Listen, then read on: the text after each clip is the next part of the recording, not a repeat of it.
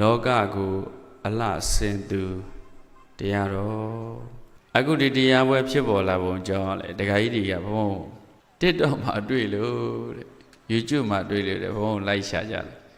ဘုံကတိတ်ပြီးတော့တရားပွဲတွေနဲ့ပတ်သက်ပြီးတော့ဟိုမှာဟောတယ်ဒီမှာဟောတယ်ဆိုတော့သိတင်းလေးမရှိဘူးတရားပွဲတွေတဲ့ဘုံတို့ကလူငယ်တွေအတွက်ကလေးတွေအတွက်သင်တန်းပေးတဲ့အချိန်တွေရဟန်းသံဃာတွေအတွက်သီလရှင်တွေအတွက်သာသနာအတွက်သင်တန်းတွေပေးတဲ့အချိန်တွေဘုံတို့ပို့ပေးပါတယ်အဲ့လိုဆိုတဲ့ခါဒကာကြီးများရှားကြံပြီးရောက်လာကြတယ်တရားပွဲမှာရမရပါမလားပေါ့ဘုံဘုံဓမ္မရန်တိမုဂ္ဂိတာတမိုင်းတစ်ဖာလုံးမှာလူငယ်အထူးတရားစခန်းယနေ့စပြီလို့အဲ့ဒီနောက်ပိုင်းကို29ထိ29မှပြီး30မှထွက်တယ်အဲ့ဒီချိန်ထိ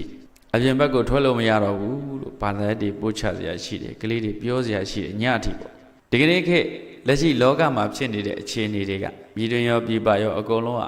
ပွက်လို့ရိုက်ပြီးတော့ဘလောင်ဆူးပြီးတော့အလုံးပြဿနာပေါင်း16000နဲ့လောကကြီးကရုပ်ပြစင်းပြဖြစ်နေအဲ့ဒါကြောင့်ခုနကဘုံဘုံတရားမနာခင်ဘာလုပ်လိုက်သလဲဆိုတော့မေတ္တာပို့လိုက်တယ်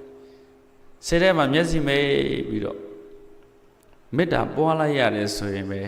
ဘုံဘုံတော့စိတ်လေးတွေနည်းနည်းတော့အေးချမ်းသွားတယ်ယောဂီတို့တရားနာပရိသတ်တို့စိတ်အေးချမ်းသွားရဲ့လား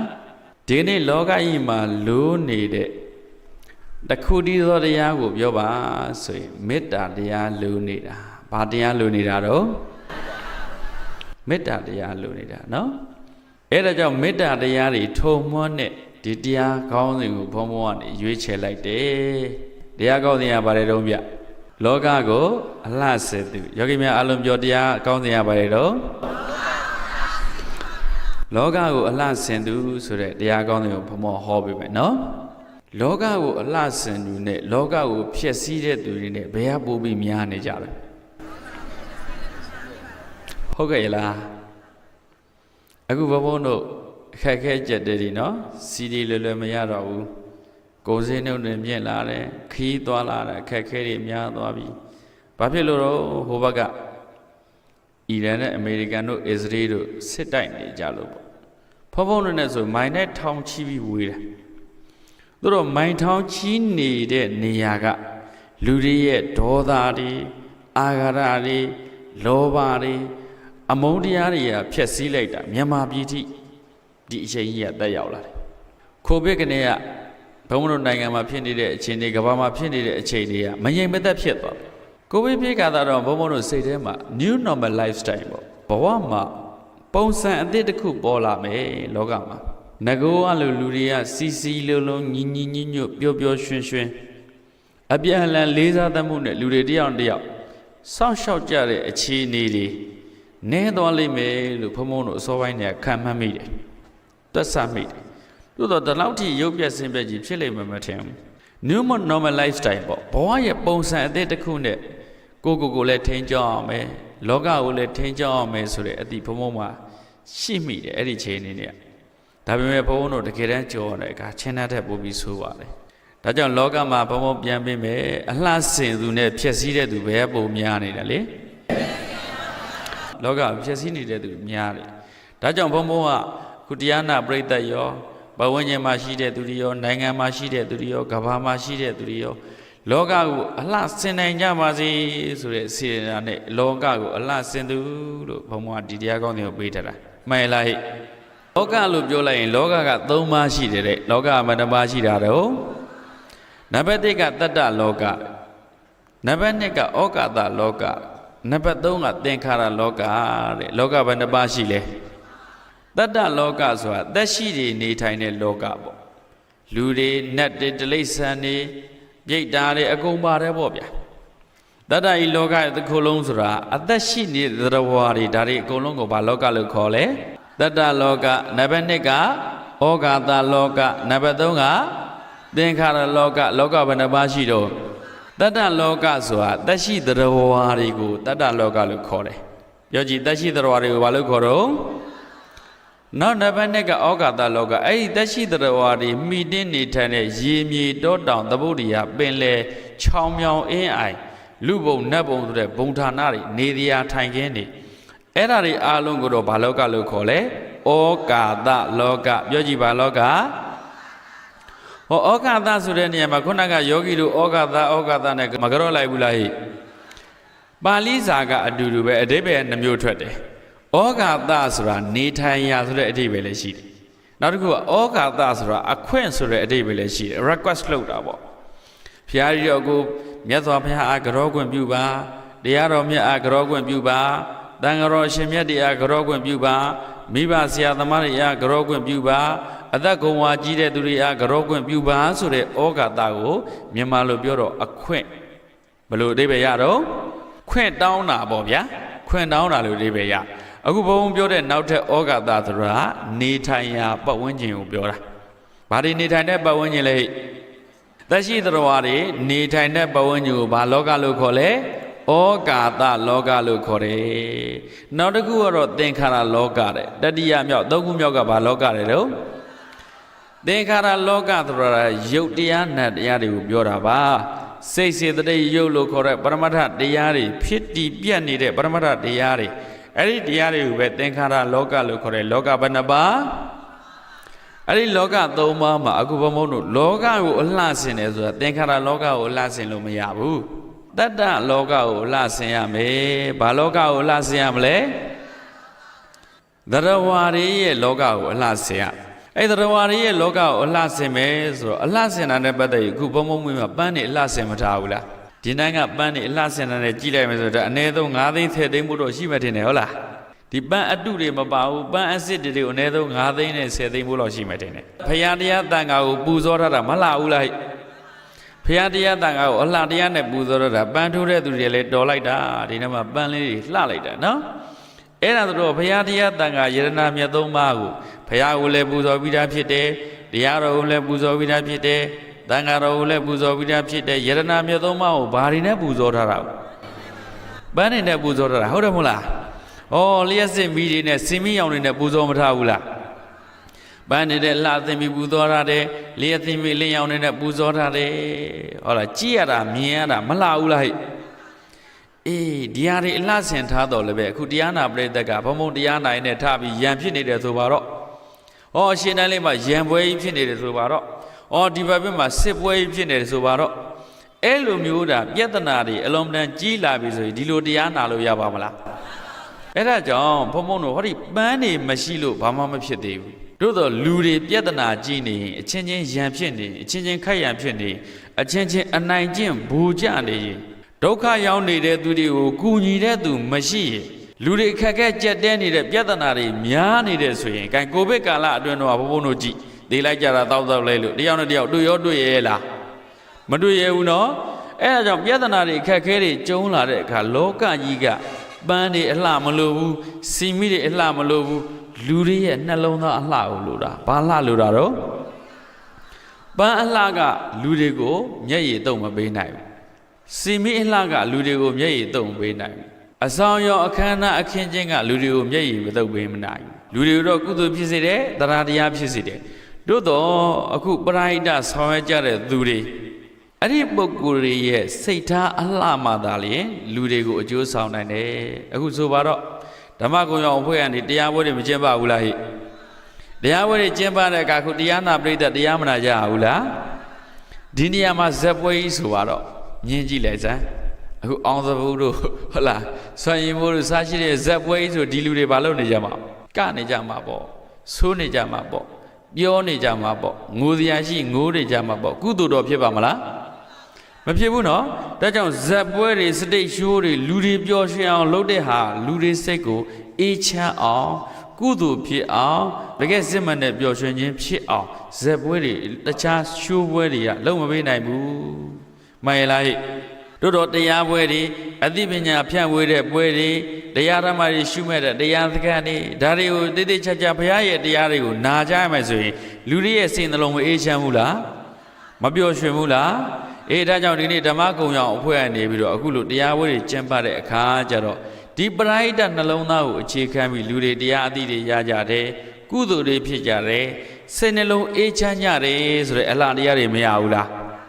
ဒါကြောင့်တရားဟောအလှတရား2မျိုးပြောသွားတယ်တစ်ခုကပန်းနှံ့တာတွေနဲ့ဆင်ထားတဲ့ရုပ်ဝတ္ထုအလှပြန်ပြောတစ်ခုကဘာအလှတော့နောက်တစ်ပတ်ကကျတော့စိတ်ထားအလှနောက်ပတ်ကဘာအလှတော့တကယ်လောကကြီးကိုအလှဆင်နိုင်ဟာရုပ်ဝတ္ထုတွေကအလှဆင်နိုင်လား ဘာကအလှဆင်နိုင်တာတော့စိတ်ထားမှသာတကယ်ကိုလောကကိုလှဆင်နိုင်တာမြန်မာပြည်အပြင်ဘက်ကိုထွက်လိုက်တယ်ဆိုရင်ဟာလှလိုက်တဲ့နိုင်ငံတွေပြောချင်တာအမေရိကန်တို့ဂျပန်တို့ကိုရီးယားတို့လှလိုက်တာ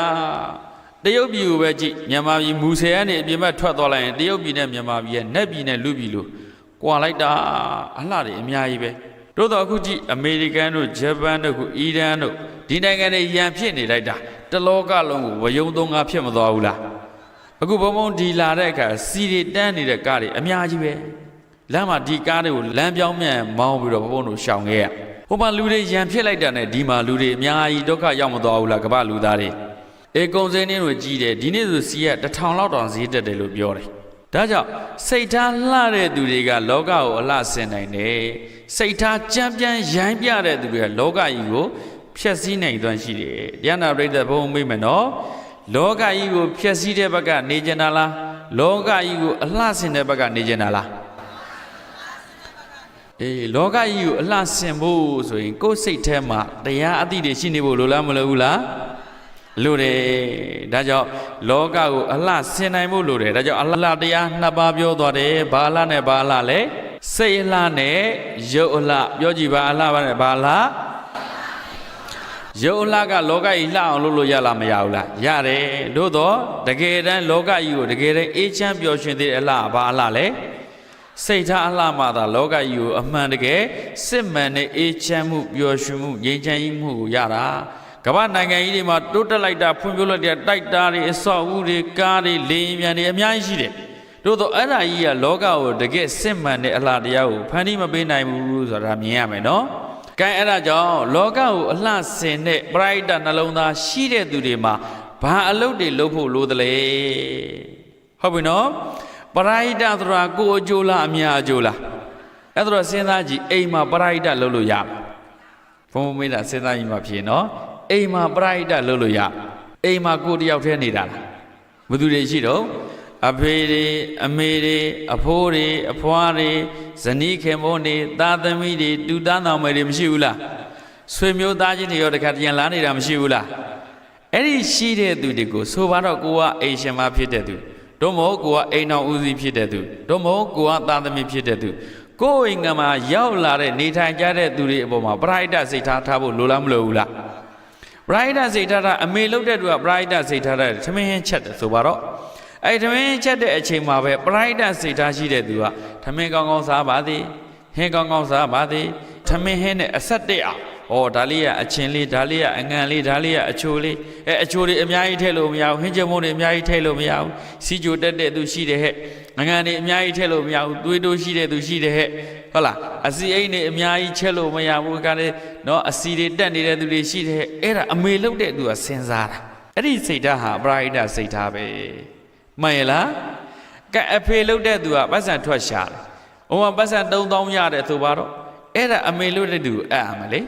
အဲ့လိုမဟုတ်ဘူးပတ်စံ3000ကိုဒီခါလေး2000ခွဲလောက်သူကယူထားတယ်အိမ်ကို9000လောက်ပဲအဲ့ဒီ9000နဲ့မေးလောက်အောင်ချက်သန်း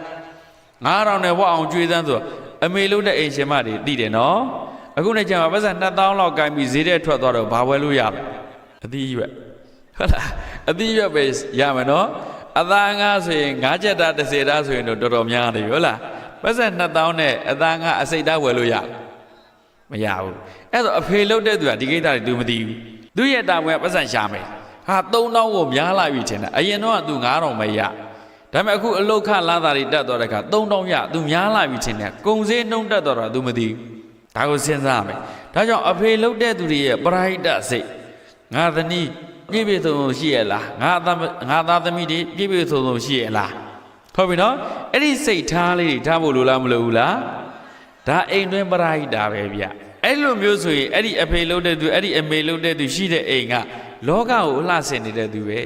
ဒီအိမ်ကလူတွေကရံမဖြစ်ကြဘူးဒီအိမ်ကလူတွေကစူးစူးညံ့ညံ့မရှိဘူးဒီအိမ်ကလူတွေကချမ်းချမ်းသာသာရှိတယ်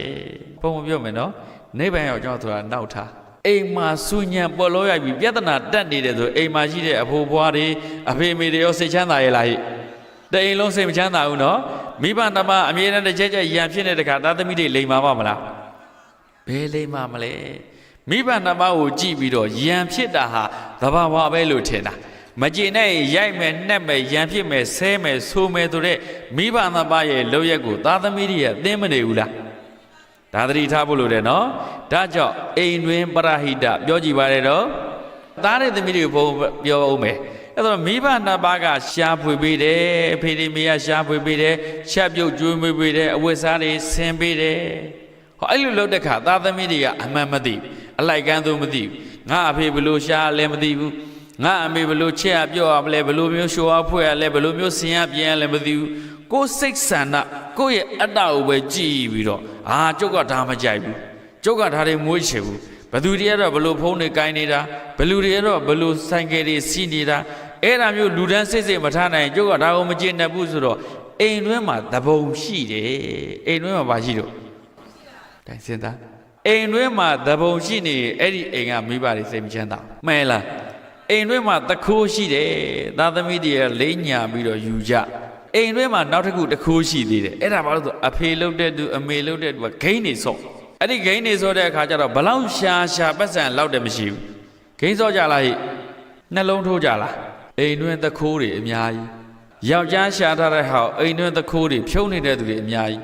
မိန်းမရှာထားတဲ့ဟာအိမ်တွင်းတခိုးဖြုံးနေတဲ့ဟာတွေအများကြီးဘုံဘုံပြောတာကပရဟိတဆိုတာကသူများဟာတွေလိုက်လို့ပြီးသူများမိသားစုတွေလိုက်လို့မှမဟုတ်ဘူးအိမ်တွင်းကနေစပြီးပရဟိတစေတာကိုလေ့ကျင့်လက်တွေ့ကြလားမကြဘူးလားဘုံဘုံပြောမယ်မသာသွားထမ်းတဲ့ထင်ပေါ်ခြင်းလို့ celebrity တွေမသာသွားထမ်းတဲ့ဥကျော်သူနာရေးကုညီမှုသွားလုပ်တဲ့ဟောဓမ္မကုံရောအသိရဲ့ကုညီရေးကိုသွားပြီးကူတဲ့အိမ်ကြတော့ဘာအလုပ်မှကူမလုပ်မိဘကြကိုယ်အကောင်မှမသိအိမ်ကြဘာအလုပ်မှဥဆောင်မလုပ်ချင်ဘူးသူများရဲ့ယုံကံကနာဖွင့်ထားတဲ့နေရာကြမှာဒါနာရေးကူညီမှုတဲ့လူမှုကူညီရေးတဲ့အလောင်းထမ်းပြမတာထမ်းပြအမြူလန်ကားမောင်းပြအိမ်တွင်းကြတော့အိမ်ကလူတွေကိုပရိဒတ်စိတ်ဓာတ်မထားတတ်ဘူးအဲ့ဒီစိတ်ကတကယ်ကိုလောကအလှဆင်တဲ့စိတ်ဟုတ်ရလားဒါကြောင့်အခုဘုံပြောတာမှတ်တာပရိဒတ်ဆိုတာအိမ်တွင်းကနေစလို့တယ်ဘယ်ကနေစလို့အိမ်တွင်းပရိဒတ်လုပ်ပြီးမှအပြင်ဘက်ကိုထွက်လို့ဟုတ်လားအပြင်ဘက်ကိုပဲထွက်လို့ပြီးအိမ်တွင်းပရဟိတကိုအမေလုပ်တဲ့သူကလည်းမလုပ်တတ်ဘူးအဖေလုပ်တဲ့သူကလည်းမလုပ်တတ်ဘူးသားသမီးတွေကလည်းအိမ်တွင်းပရဟိတမလုပ်တတ်ဘူးဆိုရင်အဲ့ဒီအိမ်ကငြိမ်းချမ်းပါမလားမငြိမ်းချမ်းတဲ့အိမ်တွေရံဖြစ်နေတဲ့အိမ်တွေရှိတာနဲ့ရက်ွက်ထဲမှာပဲဘလို့နေမလဲစဉ်းစားကြည့်နော်အဲ့လိုအိမ်လင်ကအိမ်ရှိပြီဆိုရင်ဟာဒီရက်ကွက်ဟာဒီရွာကပျော်စရာမကောင်းတော့ဘူးဆဲကြပြန်ပြီးတဲ့ဆိုကြပြန်ပြီးတဲ့အဲ့ဒါလို့ဆဲဆိုနေတဲ့မိဘကနေမွေးလာတဲ့သားသမီးကြတော့လေလိမ္မာရေးရရှိတဲ့သားသမီးမဟုတ်ပြန်ဘူးတော်တော်ခက်တယ်နော်ဟုတ်ကဲ့လားအဲ့ဒါကြောင့်မိဘတွေလိမ္မာမှသားသမီးကလိမ္မာတယ်မိဘတွေကရိုင်းရင်ငါပြောပင်ဆိုင်မိလိုက်ဖပါတဲ့မိဘတွေကိုအတုခိုးပြီးသားသမီးတွေကအလိုလိုရိုင်းမိတာမှတ်ဖုံဖုံတို့ဒီကိုမိဘတွေကလာအပ်တယ်ဗျာရင်ကျေးလေးမှတင်တဲ့အခုဆိုရင်လူငယ်တရားသခန်းတဲ့ဖုံဖုံတို့ကလည်းလက်ခံပါတယ်လူငယ်တရားသခန်း9ရက်လူငယ်တရားသခန်း10ရက်လူငယ်တရားသခန်း9ရက်ရင်ကျေးလေးမှတင်တဲ့10ရက်ရင်ကျေးလေးမှတင်တဲ့15ရက်ဟောဓမ္မသကုရင်ကျေးလေးမှတင်တဲ့တစ်ပတ်ကို1ရက်ကို2နာရီလောက်ဖုံဖုံတို့စီတက်လိုက်တဲ့ခါကလေးတွေလိမ်မားလာမယ်လို့ထင်တာတဲ့ဘာမှမထူးဘူးဗျာတဲ့ရင်ကျေးလေးမှတင်မှတက်လိုက်မှကလေးတွေပို့တောင်ရိုင်းလာတယ်တဲ့ဖုံဖုံကလည်းပြန်မေးတယ်အဲ့ဒါဒကမာကြီးတို့အိမ်မှာဘလို့ထိန်းကြတော့သားသမီးတွေကိုဒကာကြီးတို့အိမ်မှာသားသမီးတွေကိုဘလို့ဆုံးမကြတော့အိမ်မှာတနေ့ကုန်ဆုံးမတာတော့မလိမ္မာတာကျွတ်တို့ကြောင်းတစ်ပတ်မှ2ရက်လောက်ရောက်လာတာဘလို့လို့လိမ္မာမလဲဟုတ်ပြီလားဘုံဘုံတို့ကကြောင်းကစနစ်တကျလိမ္မာရေးရရှိအောင်စနစ်နဲ့ဇယားနဲ့တေးသေးချာချာသင်ပေးလိုက်တယ်အဆုံးမကောင်တွေသင်ပေးလိုက်တယ်လူကိုဇရိုက်ကိုလည်းပြင်းပေးလိုက်တယ်အိမ်ရောက်တော့မိဘနှစ်ပါးရံဖြစ်နေတယ်မိဘနှစ်ပါးမညီညွတ်ဘူးညီကိုမောင်နှမချင်းကမညီညွတ်ဘူးဒီကလေးကအရိုင်းပဲပေါ့မှန်ရလားဟိသူ့ဘဝဝန်းကျင်မှာအတုတရားကောင်းတာတွေရှိရလားမရှိဘူးဒါသတိဒါကြောင့်ပရဟိတ2မျိုးဖုံပြောခဲ့တယ်နံပါတ်1ကဘာလဲတော့အိမ်တွင်ပရဟိတအလုံးပြောပါနံပါတ်1ပရဟိတဘာလဲတော့နံပါတ်2ကအပြင်ပရဟိတနံပါတ်2ကအိမ်တွင်ပရဟိတမလုံနိုင်မဲနဲ့အပြင်ပရဟိတလုပ်ရင်ရွာကျော်ခဲပြစ်နေတယ်လို့ဖြစ်ဒါကြောင့်ခဏပရဟိတအဖွဲ့ကိုဥဆောင်ကြတဲ့ဒကာကြီးဦးလိုင်းတို့ရောအားလုံးသောဓမ္မဂုံရောအဖွဲ့တွေဘုံမောတခါတည်းမှာခဲ့ပါတယ်နော်ဘယ်ပရဟိတစာလုံးလဲအိမ်တွင်ပရဟိတကိုတည်တည်ချာချာလုပ်နော်အိမ်တွင်ပရဟိတလုပ်တဲ့ခေါ်သူ့ရဲ့မေတ္တာဓာတ်တွေအားကောင်းတဲ့အခါအပြင်ဘက်ကိုထွက်လို့တော့လေဩဒီလူကအိမ်ကြတော့လေတော်လိုက်တာ သာသမီဇနီးမယားကိုစောင့်ရှောက်တာလေအပြင်ဘက်ထွက်တော့လေရဲ့အကျိုးရွာအကျိုးတိုင်းကျိုးပြီးကျိုးဆောင်းတက်လိုက်တာတကယ်လူကောင်းပါဗျတကယ်နှလုံးသားလှတဲ့သူပါဗျလို့အားလုံးကနေဝိုင်းပြီးမချီကျူးလားအဲ့ဒါလို့ပုဂ္ဂိုလ်အတွက်ဟောဒီရက်ကွက်မှာအများကြီးလိုတယ်အဲ့လိုပုဂ္ဂိုလ်တွေမြန်မာပြည်မှာအများကြီးလိုတယ်အဲ့လိုပုဂ္ဂိုလ်တွေကဘာမှာအများကြီးလိုတယ်ဒါကြောင့်အိမ်တွင်းပရိဒတ်မလုံနိုင်တဲ့သူကအပြင်ပရိဒတ်လုပ်တဲ့ကဟောပရိဒတ်လုပ်တယ်ဆိုရင်တော့ပရိဒတ်လုပ်တဲ့နှလုံးသားကိုမြင့်မြတ်တဲ့နှလုံးသားလို့ခေါ်တယ်။ဘာနှလုံးသားလဲလေ။မြင့်မြတ်တဲ့နှလုံးသားကိုနောက်တစ်မျိုးပြောတော့ပါရမီရှင်နှလုံးသားတဲ့။ယောဂီတို့တရားနာပရိသတ်တို့အားလုံးပြောဘာနှလုံးသားတဲ့လဲ။ပါရမီရှင်နှလုံးသားတဲ့အားလုံးပြောဘာနှလုံးသားတဲ့လဲ။ဗရမဏံပါဏိဒနံဘာဝံမြင့်မြတ်တဲ့သူတော်ကောင်းတွေရဲ့နှလုံးသားမြင့်မြတ်တဲ့သူတော်ကောင်းတွေရဲ့စိတ်ထားအဲ့ဒါကိုပါရမီလို့ခေါ်တယ်ဟုတ်ပြီနော်ပရိဒတ်လုပ်ငန်းတွေလုပ်တဲ့အခါကိုယ့်ကိုဝေဖန်ကဲ့ရဲ့ကြတဲ့သူတွေမရှိဘူးလားတိုက်ခိုက်ကြတဲ့သူရောမရှိဘူးလားအဖွဲ့အစည်းထဲမှာအချင်းချင်းငွေကြေးနဲ့ပတ်သက်လို့ဖြစ်စေအကြောင်းမျိုးနဲ့ဖြစ်စေအဖွဲ့အစည်းထဲမှာကွဲတာရောမရှိဘူးလားပိုက်ဆံရှိလာပြီပိုက်ဆံပေါ်လာပြီဆိုဒီငွေဘယ်သူကင်မလဲဘယ်လိုပုံစံမျိုးထိမ့်မလဲဒီငွေကိုဘယ်လိုအသုံးချမလဲအဲ့ဒီအသုံးချတဲ့နေရာမှာပွင့်လင်းမြင်သာမှုရှိရလားအဲ့ဒါတွေကိုမေးခွန်းထုတ်ပြီလေအဲ့လိုထုတ်ပြီဆိုတဲ့အခါဟာဒီငွေဘယ်သူကင်မလဲဟာပိုက်ဆံရှိတဲ့သူကင်လိမ့်မယ်ရွာတွေကဒီတိုင်းပဲဆုံးဖြတ်တယ်ပြောင်းရင်သူယော်လိမ့်မယ်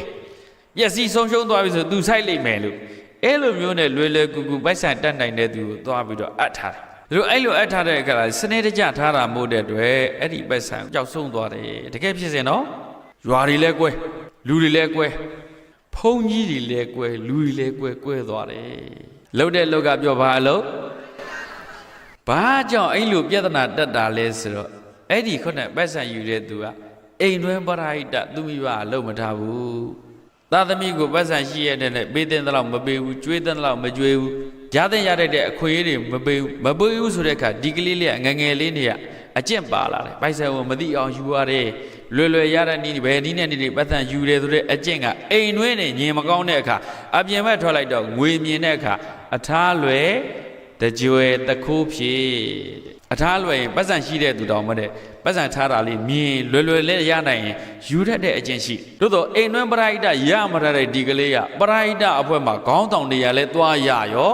အဲ့ဒီငွေတွေကိုတလွဲအသုံးချပြီးသုံးဖြုတ်ပြလိုက်တာထောင်ထဲလည်းရောက်သွားတယ်မိဘဆရာသမားတွေလည်းမျက်နှာပြက်သိက္ခာကြရတယ်ငွေကြေးတွေလည်းလိုအပ်တဲ့3ဆ4ဆလောက်ပို့ပြီးဆုံးရှုံးတယ်အိမ်တော်ရသားတွေကြတဲ့နေရာမှာလည်းအိမ်တော်ရင်မှာအခက်အခဲပြဿနာတွေရှိတယ်ဖုံကြီးတွေလည်းကွဲရွာလည်းကွဲပြဿနာတွေကြီးသွားတယ်ဘာပရိဒတ်မလုပ်တတ်လို့လဲအိမ်တွင်ပရိဒတ်မလုပ်တတ်တဲ့အခါအပြင်ဘက်ကိုထွက်ပြီးပရိဒတ်လုပ်တဲ့အခါပြဿနာတွေများမသွားဘူးလားဒါကြောင့်ဘုံဘုံကအားလုံးကိုသတိပေးပါတယ်နံပါတ်1ဘာပရိဒတ်အရေးကြီးလဲ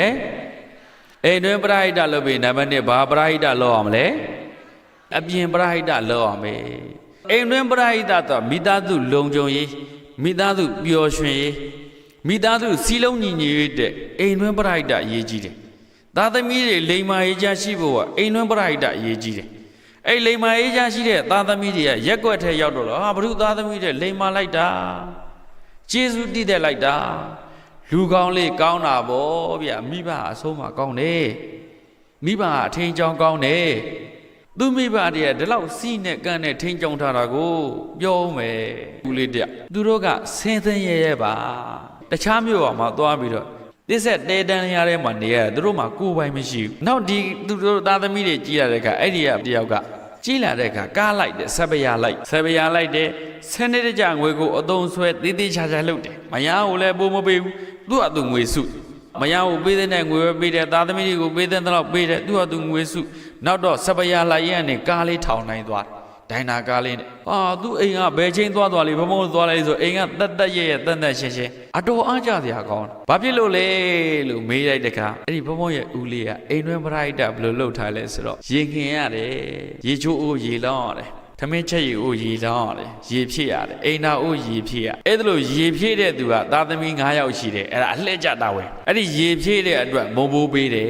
ရေမဖြည့်ရင်မုံဘိုးမရဟုတ်လားကြောင်းတက်မဲ့ရေဖြည့်ရေမဖြည့်ရင်မုံဘိုးမရနောက်အမှန်လဲတန်ရှင်းလုပ်တဲ့သူတယောက်ရှိအဲ့တန်ရှင်းလုပ်တဲ့သားသမီးကတအိမ်လုံးသူတို့ညီကိုမောင်နှမ2ယောက်အလှည့်ကြတန်ရှင်းလို့တန်ရှင်းလို့တန်ရှင်းကြညသူအိယာခင်းတဲ့သူမနဲ့သူအိယာသိမ့်တဲ့သူ ညဆိုမိဘတွေကိုနှိပ်ပေးတဲ့အလှည့်ကျနှိပ်ပေးရတဲ့တာဝန်သားသမီး9ယောက်လုံးကိုစနစ်တကျလေ့ကျင့်ထားတာအိမ်သွားလိုက်တော့ဘယ်ဧည့်သည်လာသူတို့အိမ်ကိုသဘောကျအိမ်လေးကကတ်အိမ်လေးပါအိတ်တော့လည်းတခါတည်းကွက်ပြက်ဂရေကြီးပေါ်တန်းပြီးအိတ်ကြတာမောင်တော်မအစင်တန်းခွဲကြနေအိမ်လေးကလည်းကတ်အိမ်လေးတန်တန်ရှင်းရှင်းမိဖို့ကြောင့်လေးလည်းတတ်ရဲ့တန်တန်ရှင်းရှင်းအိမ်သာတော့ဘာမှအနှက်သက်မရှိကြိုက်တဲ့ချိန်အိမ်သာတော့ဘာအနှက်သက်မှမရှိအိမ်တစ်ပြင်လုံးကလည်းတစ်ပင်တွေအများကြီးရှိတယ်သူတို့တိတ်ပြအမိုက်မရှိမနက်လင်းနဲ့တခါတည်းတန့်ရှင်းနေတာတရတီးလေးတွေကြွေးကြတဲ့တရတီးကိုတရတီးတဲ့နဲ့လှုပ်တယ်အလကားအချောက်မခံဘူးအလကားအဖို့မခံဘူးဇီဝတိပဲဆိုင်ဇီဝတိလေးတွေကြွေးကြအဲဇီဝတိတောင်းလေးတွေဇီဝတိလေးဆိုင်စိမ့်ထတာလေးတွေအချိန်မေးစားလို့ရတယ်သူ့အိမ်မှာလှုပ်ထတာလေးအဆက်မကုန်ဘူးစနစ်ကြတယ်အဲ့ဒီကလေးတွေကိုအဲ့လိုမျိုးမောင်နှမ9ယောက်လုံးထွေးဝေးလဲအခုမောင်နှမ9ယောက်လုံးစီးပွားရေးလုပ်ငန်းရှင်တွေဖြစ်နေပြီအတုံးအောင်ဖြုတ်အတော်ကိုစနစ်ကြတဲ့မိသားစုဖြစ်နေတာဘုံဘုံတော့သဘောကျလိုက်တာလေအဲ့လိုမျိုးလေ့ကျင့်ပေးထားကြလားဟုတ်ဗျာအတန်တော့မထွက်ရဲဘူးဟဲ့အခုတော့ဘယ်လိုတော့တားလေးကိုကျောင်းသွားမယ်ကျူရှင်သွားမယ်တော်ကျောင်းစာအရေးကြီးတယ်တော်ကျောင်းစာအရေးကြီးတယ်အမေခုပေးမယ်ဟာအဝတ်တွေပါလေရှော့မနေနဲ့ပြစ်ထားခဲ့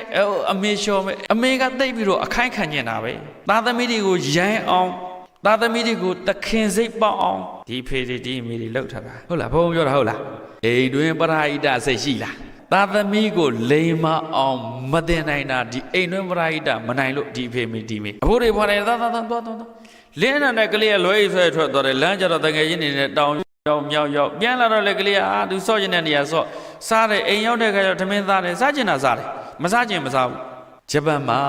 ထမင်းတစည်းကြရင်ဒဏ်ရိုက်တယ်ဂျပန်မှာလူကြီးတန်129တန်းရှိထမင်းသီးပေါင်းတန်120ခွန်တယောက်တစ်စီးပို့တာနဲ့ထမင်းသီးပေါင်းတန်120လူအယောက်100လောက်ထမင်းကျွေးလို့ရတယ်ဒီလိုမျိုးတင်ထားလို့ဂျပန်ချမ်းသာတာအခုဘုံဘုံတို့ယောဂီတို့တရားနာပရိသတ်တို့ဘုံဘုံစဉ်းစားနော်ဘုံပြောတာစဉ်းစားနော်လက်တွေ့ကြာလားမကြာလားဟုတ်လားမဟုတ်လားဆိုတာအိမ်မှာလူ9ယောက်ရှိတယ်ထမင်းဟင်းတွေချက်ထားတယ်အဲ့ဒီလူ9ယောက်9ရက်လောက်စားလို့ရတဲ့ဟာ9ရက်လောက်စားပြစ်တယ်ဘယ်လိုတော့ထမင်းနေဟင်းတွေပို့ချက်ထမင်းနေဟင်းတွေခွေးစားလို့ဝက်စားလို့ကြောင်စားလို့သိုးတာလို့ပုတ်သားလို့ဒီထမင်းအိုးဟင်းအိုးဆေးမဲ့သူမရှိဘူးပကံခွက်ရောက်တွေကြည့်လို့တန်တန်ရှင်းရှင်းတက်ရဲ့မရှိဘူးတခါနဲ့ဆေးကြော်ပြီးတခါနဲ့တုတ်အောင်ပါလေရည်ရည်ဆက်လက်နဲ့ဆေးမရှိကံမရှိကဲပရိသတ်များနားထောင်ကုန်လို့နားထောင်မနေနဲ့ပရာဟိတစိတ်ရှိတဲ့မိဘတွေဘယ်နှယောက်ရှိတော့အိမ်တွင်ပရာဟိတတွေလုံပြီးပြီလားအဲ့လိုမျိုးစနစ်တကျလေ့ကျင့်မထားတဲ့ကလေးတွေကနောက်ထပ်အိမ်တော်နေပြကြတော့အိမ်တော်ဥဖယားဒီစေမီစုတ်ထိုဤသုံးမျိုးဂျမပိုင်နောင်မြင်ခက်သည့်မျိုးအိမ်တော်ဥဆိုတဲ့သူကလည်းဥစည်းနိုင်တဲ့ leadership skill ခေါင်းဆောင်မှုစွမ်းရည်မရှိဘူးအတ္တတိတ်ကြီးတာပဲပါစံရှာတယ်ငါရှာတာကွငါတောက်မယ်ငါစားမယ်ငါသုံးမယ်ဟိုသားသမီးဒီတဲမယ်ငါပို့ရင်ရမှာပေါ့မပို့ရင်မရငါလွယ်လွယ်လေးရှာလို့ရတာမှတ်အနိုင်ကျင့်တယ်ဘူကြတယ်မထင်မစလို့မိမကိုရိုက်တယ်သားသမီးတွေရိုက်တယ်အိမ်မှာတပုံကောင်းဆောင်ကြီးရှိနေတာဟုတ်လားအိမ်မှာလူသိုးကောင်းဆောင်ကြီးရှိနေဘယ်လိုလုပ်ဒီအိမ်ငိမ့်ချမ်းမလဲအဲ့မငိမ့်ချမ်းတဲ့အိမ်တွေစုလိုက်တော့ခုတိုင်းပြည်ငိမ့်ချမ်းလားငိမ့်ချမ်းရေးကြလိုချင်လိုက်တာတိုင်းပြည်သားရချင်လိုက်တာအိမ်တော်မနိုင်တဲ့သူတွေနိုင်ငံမနိုင်တာဘာမှမဆန်ဘူးခင်ဗျားတို့အိမ်တော်မနိုင်တဲ့သူတွေလေသဘောပေါက်ရဲ့လားနိုင်ငံကြီးတစ်နိုင်ငံလုံးအေးချမ်းဖို့စီးလုံးဖို့ညီညွတ်ဖို့ဆိုတာလွယ်လားတအိမ်တော်ချင်းသူကိုအုပ်ချုပ်ကြည့်ထမင်းဘယ်လိုစားလဲစားကျင်တဲ့ချိန်စားတယ်စားကျင်မှစားတယ်ဟင်းမကြိုက်ရင်မစားဘူးဒီထမင်းနေဟင်းနေအလကားရအခုဆိုရင်စံတပြေဘယ်လောက်ရှိနေစီတပိတ်တာဘယ်လောက်ရှိဒီကလေးတွေကဘာမှမရှာပဲနဲ့အလကားအချောင်စားနေရဘုံဘုံတို့ငယ်တော့အဲ့လိုမစားဘူးအိမ်ထဲမှာ3တန်း4တန်းလောက်နေတဲ့အခါတစ်ပင်နေစိုက်ရတယ်ဘုံဘုံတို့ဘာလဲခရမ်းသီးပင်နေစိုက်တယ်ခရမ်းညင်သီးပင်နေစိုက်တယ်ပန်းပင်နေစိုက်တယ်ဂေါ်ဘီတို့ဂေါ်ဘီပွင့်အပင်နေစိုက်တယ်နောက်နန်းနန်းမင်းနေစိုက်တယ်ချင်းမောင်မင်းနေစိုက်တယ်ဟင်းနုတော်ရဲ့အပင်နေစိုက်တယ်သတိချင်းမှာပေါက်နေတဲ့ဟင်းကလာချင်းတော့အလကားအဖြစ်မခံဘူးအဲ့ဒါလေးကိုမကြီးလေးတွေနဲ့ခြင်သိပ်တယ်အိမ်မှာပို့တယ်အမြဲတမ်းပို့တဲ့ဟာရွာထိတ်ဈေးထွက်ရောင်းတယ်အဖေအထက်တက်တော့တော့လိုက်ရတယ်တော့လိုက်တယ်မှာဘေးမှာလွယ်အိတ်လေးရှိဘုံဘုံတို့ကြောင်းနဲ့တော့နဲ့နီးတာဟုတ်ဗျလွယ်ထဲမှာအဖြူစိမ့်ပါအဲ့ဒါဘုံဘုံတို့အဖြူစိမ့်ကိုလွယ်ထဲမှာထည့်ပြီးတော့ဒီဘက်ကဆိုင်းနဲ့ထေချိုထမ်းတဲ့ဟာ9နာရီဆိုတော့တဲ့ရောက်ပြီဖေက4နာရီလောက်သွား9နာရီဆိုတော့တဲ့ရောက်ပြီရေကိုပိုးယူသွားတာခြေထောက်လက်တောက်ဆေးဖို့ဒီမှာအိုမဲတွေဘာတွေနဲ့ခါဖုံနေသေးတွေနဲ့သူတို့လူကပေးတုလေအဲ့ဒါတော့နေတိုင်းဝိအဝတ်စားအကျန်းအစုပ်ဘာဘာလေးတွေနဲ့ဒါသွားတာပဲတော့မှအဖေနောက်ကတခါအိုးကောက်အိုးစုအကုန်လုံးပြီးထေချိုထမ်းပြီးတော့အိမ်ပြန်ပို့អော်နေတာတကယ်လောက်ခဲ့ရတာပြောတာဘုံဘုံတို့ဒရာမာခင်းနေတယ်မဟုတ်ဘူးအရက်ကပုတယ်လေသေးသေးလေးဘုံဘုံအဲ့တော့ကစင်အိုးတွေပါလို့ဆိုမလို့ချေးပြထောက်မှုထမ်းတာ တို့ကတတိဒီလိုရှိခြေပြားထောက်ပြီးထမ်းတာမလွတ်တဲ့နေရာဆိုရင်ရောက်အောင်ဝင်ဖို့တကယ်ချင်းတွေတချို့ဘာမှမခိုင်းတဲ့အိမ်ကတကလေးချင်းတွေကဘောလုံးကန်နေပြီကစားနေပြီဖုံဖုံအဲ့ဒီဘောလုံးကမှထေချိုတိုင်းနဲ့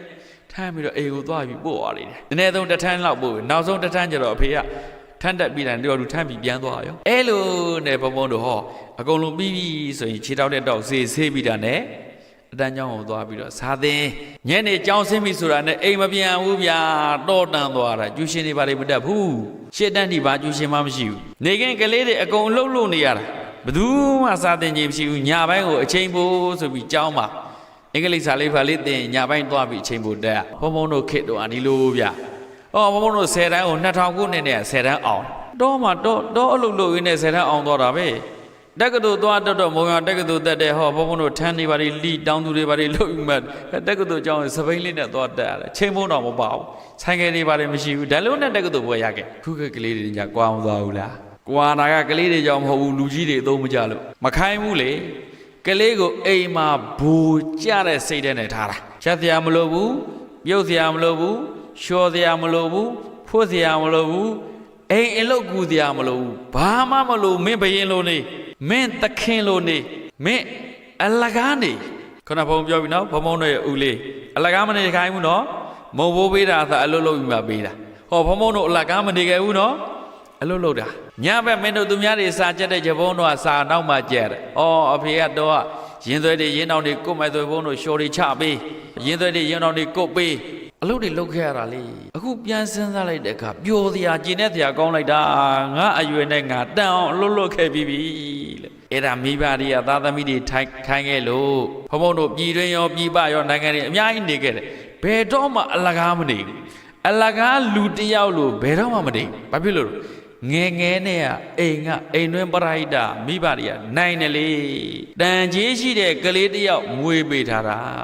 ဘယ်နဲ့တော့ပြိတ္တကြောင်းအကောင်းသားတွေမထားဘူးလားကျူရှင်အကောင်းသားတွေမပုတ်ဘူးလားမြို့မှာဆိုရင်ဒေါ်လာနဲ့ထားတဲ့နိုင်ငံခြားကျောင်းတွေထားတာအင်္ဂလိပ်စာတော့တက်လိုက်တာမို့လို့လူမျိုးရေးဘာမှမသိကျေးဇူးတရားဘာမှမသိအိမ်မှာဘာမှမလုပ်ဆရာကြီးပဲလုပ်တတ်တယ်စီကံဘာမှမရှိဘူးအဲ့စီကံမရှိတဲ့သူတွေပညာတက်သွားတဲ့ခေါ်ပညာတက်စီကံမရှိစီကံဒီလူဤတန်ဖို့တဲ့စီကံမရှိတဲ့သူကဘာတန်ဖို့မှမရှိဘွဲရအလကားခဏရက်ထဲမှာဘွဲရအလကားတွေအများကြီးမဟုတ်လားရက်ထဲရှားတာဝေးအိမ်သွားရှာကြည့်ကိုယ့်အိမ်ကိုပြန်ကြည့်ဘွဲရအလကားတွေအများကြီးရှိဘာဖြစ်လို့တော့မိဘတွေကတန်ဖို့ရှိအောင်လေ့ကျင့်မပြေခဲ့လို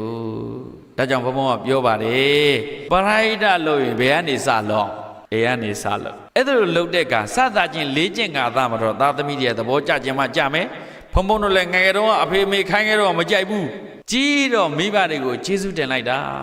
ငါတို့ခိုင်းခဲ့တာကျေးဇူးတင်လိုက်တာခိုင်းခဲ့လို့ကလူမှန်သူမှန်သိအောင်နေတတ်တယ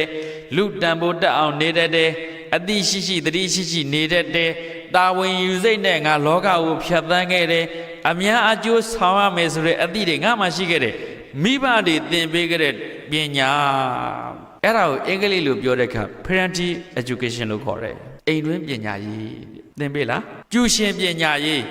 ကျောင်းပညာရေ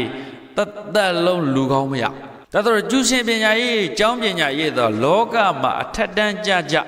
လူချင်းတူချင်းတန်းအောင်ဆိုပြီးတော့အဲ့ဒီပညာတွေသင်ရတို့တော့အိမ်တွင်းပညာရေးမတက်ခဲ့တဲ့သူဟာလူကောင်းတစ်ယောက်မဖြစ်ဘူးခေါင်းဆောင်ကောင်းတစ်ယောက်ဘယ်တော့မှမဖြစ်နိုင်ဘူးဘိုးကျောင်းအောင်ဆန်းတို့ခေါင်းဆောင်ကောင်းမဖြစ်ခဲ့ဘူးလားဟဲ့ဖြစ်တာပေါ်သူ့အဖေမေအသင်ကောင်းတာကိုဘိုးကျောင်းအောင်ဆန်းဟိုနိုင်ငံတာဝန်တွေထမ်းဆောင်နေတဲ့အချိန်ရုံးပိတ်ရဲ့အိမ်ဘေးမှာတစ်ပင်ဆိုင်တယ်ဘိုးကျောင်းအောင်ဆန်းတို့အိမ်လေသူ့အိမ်ဘေးမှာတစ်ပင်ဆိုင်တဲ့ခင်လေးရှိတယ်အိမ်နောက်ဖေးဈေးဆိုင်နေတဲ့အခုအိမ်နေကြည့်လိုက်ရင်ကွက်လက်ကြီးတယ်ဒီတိုင်းပြစ်ထားတယ်တန်ဖိုးရှိအောင်ဒီမြေကြီးကိုအသုံးမချတတ်ဘူးချိုးနေတဲ့ရေတန်ဖိုးရှိအောင်မသုံးတတ်ဘူးရေချိုးချအိမ်မှာငါပြောပင်းတို့ဟိုဒီရေကြိုက်တဲ့အုံမင်းတို့စိုက်ထားအုံသီးဝဲမစားရဘုရားတင်နေနတ်တင်နေများဆိုပါတော့ငါပြောသီးဝဲမစားဒီလိုမျိုးဖြစ်ရအဲ့ဒါစိုက်ထားဟောဟင်းတို့ရဲလေးတွေပတ်ထားအဲ့မှာနန်းနယ်မလေးတွေပတ်ထားအိမ်နဲ့အပေါ်ရန်လေးရတော့ဒါဝဲစားကြရမလို့အခုငါပြောသီးတစ်ပြည့်ဘယ်လောက်ရှိမှာ4-5တောင်အနည်းဆုံးရှိအကုန်ဝဲစားအကုန်ဝဲသုံးအိမ်မှာဘာမှအသုံးမကျတဲ့လူဘိုတွေအများကြီးအဲ့အသုံးမကျတဲ့လူဘိုတွေအများကြီးရှိတဲ့နိုင်ငံဘာအသုံးကျလဲဘာအသုံးကျဘာလုပ်တတ်ဟုတ်လားအခုနိုင်ငံမှာဖြစ်နေတဲ့အခြေအနေကိုပြောတာနော်တနိုင်ငံလုံးခြုံပြောတဲ့ကဘယ်သူမကောင်းလို့ဘဝမကောင်းလို့မဟုတ်အိမ်ရောမင်းတို့ကောင်းကြလို့လားလို့ပြန်မေးလိုက်ရင်ရှက်စရာကြီးနော် သူများနိုင်ငံတွေကခေါင်းဆောင်ကောင်းဆိုတော့အိမ်ကနေစနစ်တကျလေ့ကျင့်ပေးလိုက်တယ်အခုဂျပန်မှာဖြစ်တဲ့ဝင်ကြီးချုပ်အမျိုးသမီးဝင်ကြီးချုပ်ဂျပန်နိုင်ငံမှာပထမဆုံးအမျိုးသမီးဝင်ကြီးအဲ့ပထမဆုံးအမျိုးသမီးဝင်ကြီးအမျိုးသမီးဖြစ်လာတယ်နော်သူ့ဖေသူ့မေဘလို့သင်ခဲ့လေအဲ့ကလေးကိုငငယ်တော့ကြမ်းတက်ရတဲ့တာဝန်ပေးထားတာဒီကလေးမလေးနေမကောင်းလဲထားတိုက်တယ်ဖြားနေလဲထားတိုက်ရတာပဲတဲ့ဘိုင်းနာနေလဲထားကြမ်းတက်ရတာပဲတဲ့အိမ်တအိမ်လုံးကြမ်းတက်ရမှတာဝန်တန်ရှင်းတာဝန်သူယူတဲ့နေမကောင်းတာကုပေးတယ်တဲ့ရေးသားခိုးလို့မရဘူးတဲ့သူ့ဖေကဒီလိုမောင်းခဲ့ဒါကြောင့်အခုဂျပန်နိုင်ငံရဲ့အသံမာသောအမျိုးသမီးကြမ်းတိုက်ခဲ့တဲ့သူကအခုဝင်ကြီးချုပ်ဖြစ်နေပြီကြမ်းတိုက်ခဲ့တဲ့သူတော့အခုဘာဖြစ်နေပြီဝင်ကြီး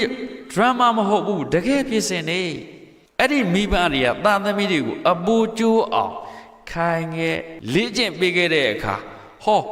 နိုင်ငံကိုဂုံဆောင်နိုင်တဲ့တနိုင်ငံလုံးကိုပရာဟိတတာဝန်ယူနိုင်တဲ့အမျိုးသမီးအာဇာနည်သူရဲကောင်းဖြစ်လာတယ်မှန်ရလားအေးဥတန့်တို့ဘုံပြောတာကတရားမဟုတ်ဘူးလို့မထင်နဲ့နော်သင်္ကန်းလုံးဝါဒတုတ်မှာမြတ်စွာဘုရားရှင်ကမိဘကျင့်ဝတ်သာသမီကျင့်ဝတ်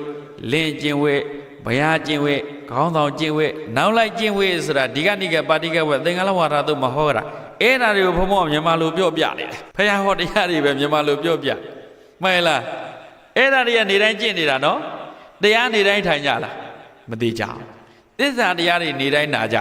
မသေးကြဘူးသားသမီးတွေမရှိဘူးလားလင်မယားတွေမရှိဘူးလားအဖိုးအဖွားအဖေမေတွေမရှိဘူးလာ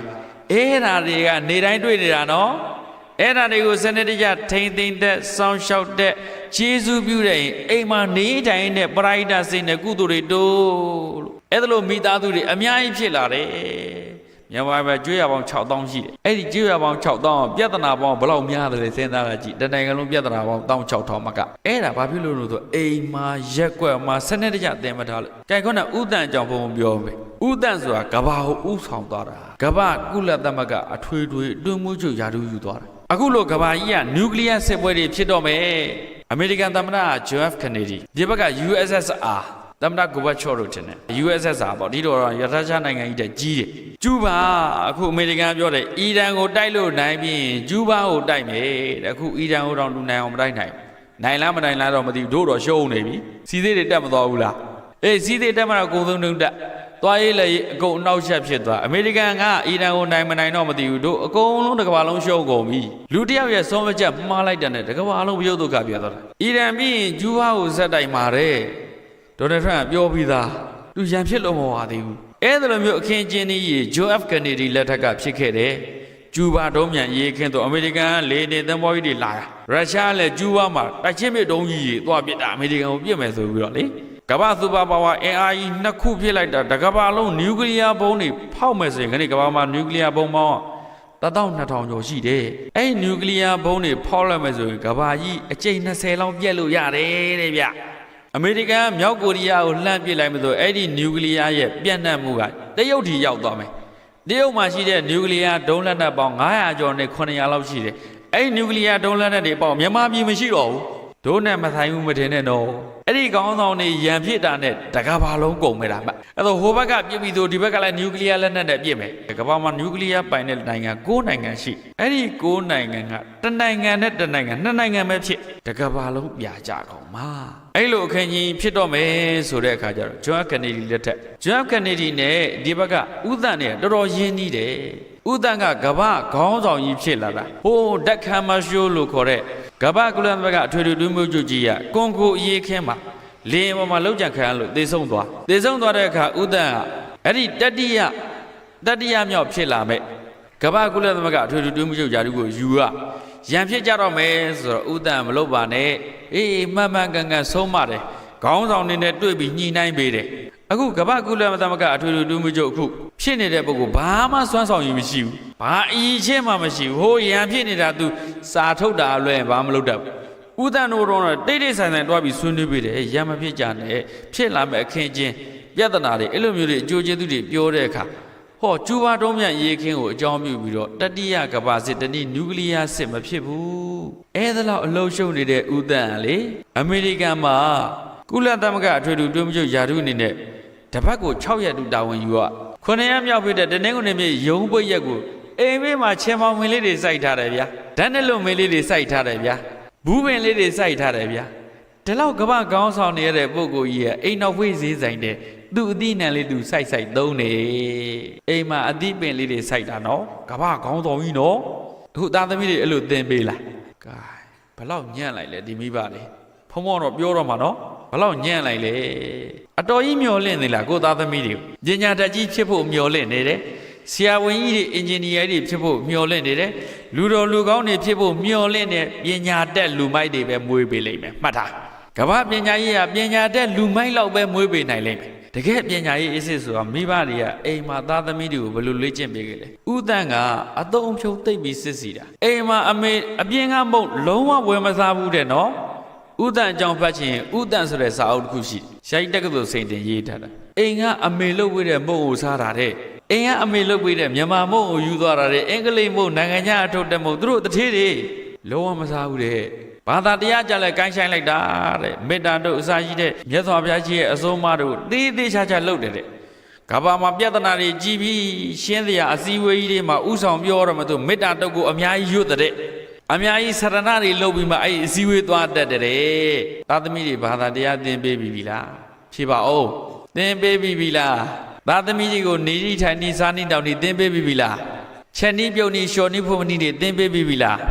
သားသမီးကြီးကိုစိုင်နီးပြိုနီးသင်ပေးပြီလားကြောင်းသွားထားတယ်တဲ့ကျူရှင်သွားထားတဲ့ပညာသင်ပေးတာမဟုတ်ဘူးအဲ့ဒါစာသင်ခိုင်းတာဘာလို့ခိုင်းတာတော့အဲ့ဒါကြောင့်ဒီပုံစံအတိုင်းနာသွားရင်ဘုံဘုံတို့နိုင်ငံကြီးကနောက်တော့အခုကြည့်နိုင်ငံခြားကနေပြည်စည်းမဝင်တော့ဘူးစီတီမတ်ထဲမှာနိုင်ငံခြားပြည်စည်းမဝင်တော့ဘူးတဲ့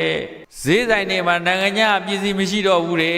ဆိုတော့လုတ်တဲ့ဂိုင်းတဲ့စားတဲ့တော့တာမရှိဘူးဘာဖြစ်လဲနိုင်ငံခြားမဝင်ဇီးဖြော်ရည်လေးတွေကိုကိုဖြော်မယ်မကြီးသီးနဲ့ထကြက်ကိုဖြော်မယ်ပြည်တွင်းပြည်တွေသုံးပေါ့အခုနိုင်ငံခြားပြည်စည်းမဝင်တော့ဘူးဆိုတာနဲ့ဂိုင်းခတ်လိုက်တာနိုင်ငံခြားပြည်စည်းရတယ်မဝင်တော့ဘူးတဲ့စစ်ဖြစ်ရင်ပို့မှာမဟုတ်ဘူးတနိုင်ငံစစ်ဖြစ်ရင်ပို့မှာမဟုတ်ဘူးကိုတိုင်းပြည်တွေမှာထုတ်တဲ့လှုပ်တဲ့စားတဲ့တောက်တဲ့စိုက်တဲ့ပြိုးတဲ့အောင်လေ့ကျင့်ထားအခုဓာတ်မြေဩဇာတွေရှင်းနေဆိုရင်ဈေးတက်တော့မယ်အီရန်နဲ့အမေရိကန်နဲ့စစ်ဖြစ်တဲ့အခါအဲ့ဒီဓာတ်မြေဩဇာဆိုတာကရေနံကနေထုတ်တာလန်ခင်းတဲ့ကတ်တရားတွေဆိုတာရေနံကနေထုတ်တာအခုခုနထုံးတဲ့ဖျောင်းတိုင်းတွေကရေနံကနေထုတ်တာ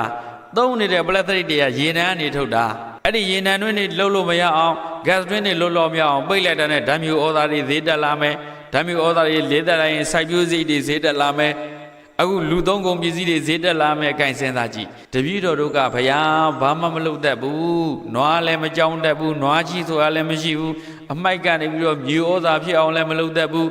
သဘာဝမြေဩဇာနဲ့ဓာတ်မြေဩဇာပေါင်းစပ်ပြီးတော့လည်းမစိုက်တတ်မပြိုးတတ်ဘူးယာတိဥဒုလည်းနားမလဲဘူးမထွန်တတ်မရက်တတ်ဘူးဖုံဖုံ၈တန်းလောက်နဲ့ထဲတွေထွန်နေအကုန်တတ်တယ်ဘာတွေသင်ပေးပြီးကြပြီတော့ဖုံဖုံကဒါလားပြောတာအတော်တနာစရာကောင်းတဲ့မိသားစုတွေပဲ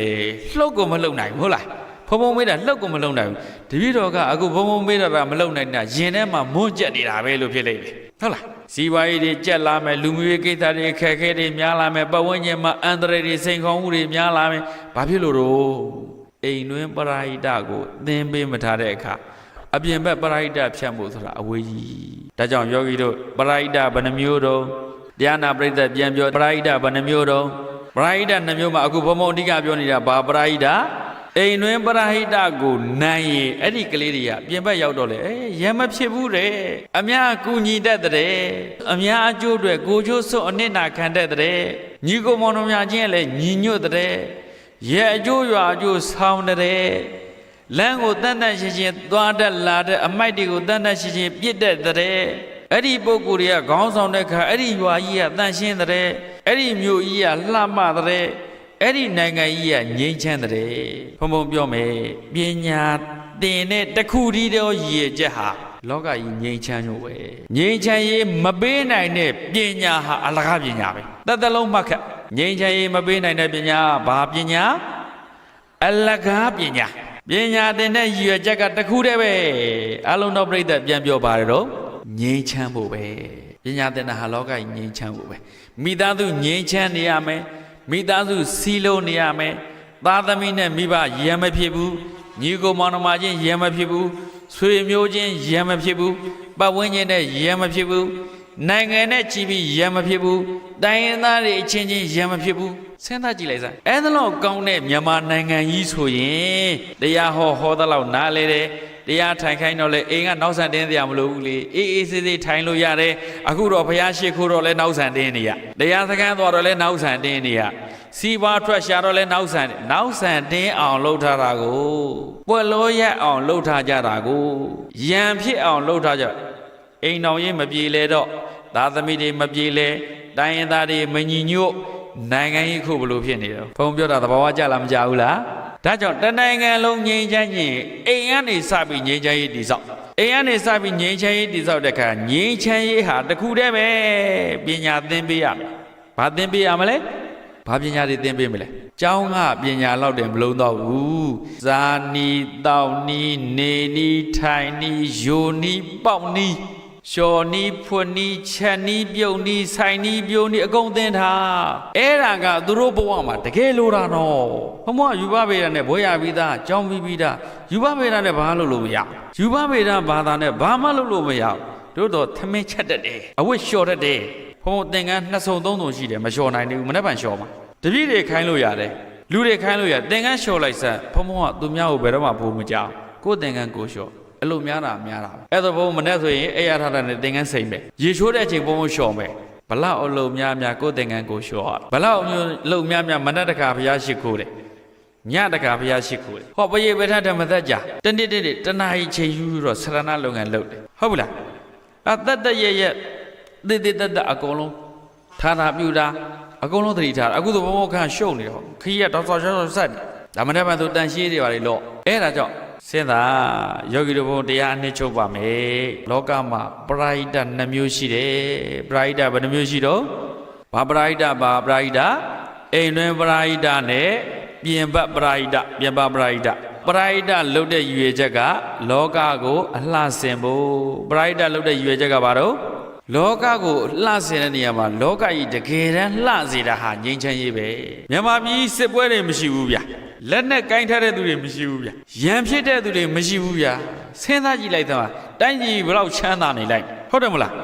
လူတဲ့ရက်တဲ့သူတွေခိုးတဲ့ဟွက်တဲ့သူတွေတတ်တဲ့ဖြတ်တဲ့သူတွေမတရားကျင့်တဲ့သူတွေမရှိဘူးဗျာအဲ့လိုမျိုးတိုင်းပြည်လိုချင်တာအဲ့ဒါမှတကယ်ပညာတတ်တဲ့တိုင်းပြည်အခုမြန်မာပြည်ကပညာမတတ်လို့ရံဖြစ်နေရပညာတကယ်တက်ရင်လက်နဲ့ကိုင်းတရားမလို့ဘူးဘယ်သူမှကိုင်းတရားမလို့ဘူးဟုတ်လားစัจ जा မင်းလက်ထက်ဆိုမေတ္တာတရားနဲ့အုပ်ချုပ်တာ၅ပါးသီလဥပဒေပဲဘယ်သူမှရံမဖြစ်ဘူးတနိုင်ငံလုံးလူတာရက်တာခိုးတာဝတ်တာမရှိဘူးစားစရာတောက်စရာနေစရာထိုင်တာဘာမှပူစရာမလိုဘူးကို့ဘိုးနေသူများခွဲပေးတယ်သူများဘိုးနေနောက်တစ်ယောက်ခွဲပေးတယ်လူတာရက်တာခိုးတာဝတ်တာလည်းမရှိဘူးအတားငြိမ်းချမ်းတာအဲ့ဒါပညာဆိုတာဒါပဲဒါကြောင့်ပညာသင်တဲ့ရည်ရွယ်ချက်က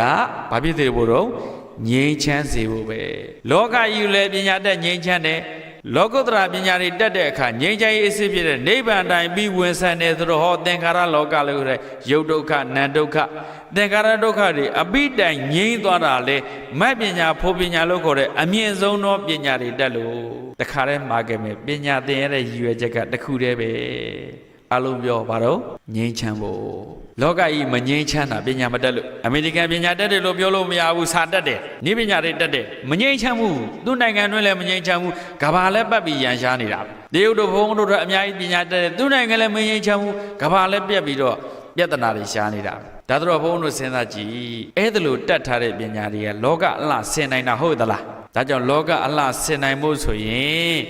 ်တကယ့်ကိုငြိမ်းချမ်းရအောင်လှုပ်ဆွမ်းနိုင်စမ်းရှိတဲ့ပညာတွေသင်ပေးထားတက်မြောက်ထားဖို့အရေးကြီးလိုအပ်ပါတယ်ဆိုတာတိုက်တွန်းရင်းနဲ့ဒီနေ့မိမိအိမ်ကနေစပြီးလောကကိုအလှဆင်ကြပ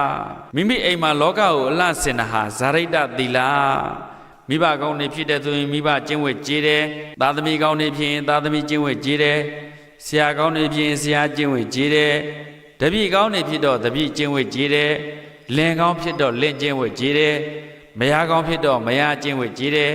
ခေါင်းဆောင်ကောင်းဖြစ်တော့ခေါင်းဆောင်ကျင့်ဝတ်ကြည်တယ်နောက်လိုက်ကောင်းဖြစ်တော့နောက်လိုက်ကျင့်ဝတ်ကြည်တယ်ဖုံးတော်ကြီးလူတရားဓမ္မတွေဟောတဲ့ဆရာကောင်းဖြစ်တော့ဆရာကျင့်ဝတ်ကြည်တယ်တက္ကရာဓမ္မတွေလူတဲ့တန်းတဲ့ပစ္စည်းလေးပါထောက်ပံ့တဲ့သူတွေရှိတော့ဟောဆရာတကားရဲ့ကျင့်ဝတ်ကြည်တယ်လဲဘိပြင်ကနှဆောင်ချတို့မိဘနဲ့သားမယားနဲ့လင်းအရှင်နဲ့ကျွန်းထေမွန်တကားမိတ်တဲ့ဟာနဲ့ဆရာတပည့်တိတိမချွတ်ကျင့်ဝတ်ဆုံးလင်း ဖြူတတ်စင်မှုရှင်လဲမကွေသေလဲမကွာနတ်ရွာလူပြည်လှဲ့လီသူဆန်စားမူ၍နေဘူးရွှေပြည်ဝင်အပ်သည်တည်းကျေးဇူးတော်ရှင်သင်္ကန်းသားဆရာတော်ဘုရားကြီးကလှဲပိန်းလေမြင်ရထားတွေမြင်လှဲတွေလူလှဲတွေဟိုဘုန်းဘုန်းတို့ကားတွေဘိန်းလေးရဲ့ဘေးမှာဘာပါတော့နတ်တွေမပါဘူးလားလှဲမှာဆိုရင်လှဲဝင်ရိုးလေးကိုလှဲပိန်းနဲ့ကျွတ်မသွားအောင်လှဲနှဆောင်ဆိုတာမပါဘူးလားလှဲပိန်းပြင်ကနှဆောင်ချသူဆိုတာဟောမိဘနဲ့သားမယားနဲ့လင်းအရှင်နဲ့ကျွန်းအပြန်အလှန်ကျေးဇူးပြုတာနော်အဲ့ဒါကိုလှဲပိန်းလေးနဲ့လှဲနှဆောင်တဲ့ဥပမာပေးတယ်လှဲပိန်းပြင်ကနှဆောင်ချသူမိဘနဲ့သားမယားနဲ့လင်းအရှင်နဲ့ကျွန်းထေမွန်တကာမိတ္တဟာနဲ့ဆရာတပည့်တိတိမချွတ်ကျင့်ဝတ်စွန်လင်းဖြူသက်စင်မှုရှင်လဲမကွေအသက်ရှင်ကြတော့လည်းမကွေမကွာစီစီလုံးလုံးညီညီညွတ်ညွတ်ပေါ့သေလဲမကွာသေပြီးတဲ့နောက်ဘဝနတ်ပြည်ရောက်တော့လေအိုးမိသားစုလိုက်ရက်ရွာလိုက်ညိုးနွယ်လိုက်ကောင်းလိုက်ကြတာတခါတည်းကုသိုလ်ကောင်းမှုတွေနဲ့နတ်ပြည်ရောက်သွားလိုက်ကြတာမြိုင်လို့ရှင်လဲမကွေသေလဲမကွာနတ်ရွာလူပြည်အပေလေးပါမရောက်ဘူးတဲ့ဖះအခုဘုံဘုံပြောတဲ့ဟာတွေလိုက်နိုင်ရင်ယောဂီတို့အပေမကြဘူးဗျ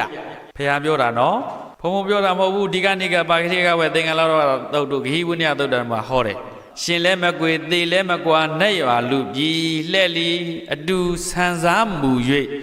နေဘူးရွှေပြည်ဝင်အပ်သည်တည်းနောက်ဆုံးနိဗ္ဗာန်ဆိုတဲ့ချမ်းသာငြိမ်းချမ်းရေးအစစ်မှန်တရားကြီးပါရနိုင်ပါတယ်တဲ့အိမ်တွင်ငြိမ်းချမ်းလိုက်တာတကယ်ငြိမ်းချမ်းရေးအစစ်ကြီးတည်ရလိမ့်မယ်တဲ့နတ်ရွာလူပြည်လှဲ့လီအတူဆန်စားမူ၍နေဘိရှိပြေဝင်အပ်သည်တည်းမတီကျင့်ဝတ်ချွတ်သူတို့မှာမိဘနဲ့သားသမီးမယားနဲ့လင်းရှင်နဲ့ကျွန်းအိမ်တွင်းပရိဒအိမ်တွင်းအလှမစင်ခဲ့တဲ့အခါလောကအလှမစင်နိုင်ဘူးအိမ်တွင်းကလည်းမလှလောကလည်းမလှတဲ့အခါမငြိမ်ချမ်းမလှမတဲ့လောကကြီးဖြစ်နေမယ်ဆိုရင်တဲ့မတီကျင့်ဝတ်ချွတ်သူတို့မှာမိသားစုအဖေကျင့်ဝတ်အမေကျင့်ဝတ်ချွတ်တယ်သားသမီးကျင့်ဝတ်ဇနီးမယားကျင့်ဝတ်လင်းကျင့်ဝတ်ချွတ်တယ်အလုပ်ရှင်ကျင့်ဝတ်အလုပ်သမားကျင့်ဝတ်တွေချွတ်ချော်ကြတယ်တိမ်မကြတယ်မဟုတ်တာတွေလုပ်တယ်ဆိုရင်မတီကျင့်ဝတ်ချွတ်သူတို့မှာလေးရွာဖို့လုံလုံလူဖြစ်ရှုံး၏ငရေတိတ်ဆန်ပြိတ္တသူတကယ်လို့ခေါ်တဲ့အပေလေးပါကြပြီးတော့လူဖြစ်ရှုံးမဲ့သူတွေပါတဲ့ဒါကြောင့်လူဖြစ်လဲမရှုံးအောင်လူလုံးမလှတာမျိုးလဲမဖြစ်အောင်တကယ်ကိုငြိမ်းချမ်းစိမ့်လန်းတာယာလှပတဲ့လောကကြီးကိုအလှဆင်နိုင်အောင်အိမ်တွင်ပရိဒအိမ်တွင်အလှဆင်ကြပါလောကပရိဒပြင်ပကိုလည်းအလှဆင်တဲ့အလှဆင်နိုင်ကြတဲ့သူတော်ကောင်းလူလိမ္မာပညာရှိတွေဖြစ်နိုင်ကြပြီလေဒါနသီလဘာဝနာအလုပ်တွေကိုစတဲ့တူကြိုးပမ်းအားထုတ်နိုင်ကြတဲ့သူတော်ကောင်းများဖြစ်ကြပါစေကုန်သတည်း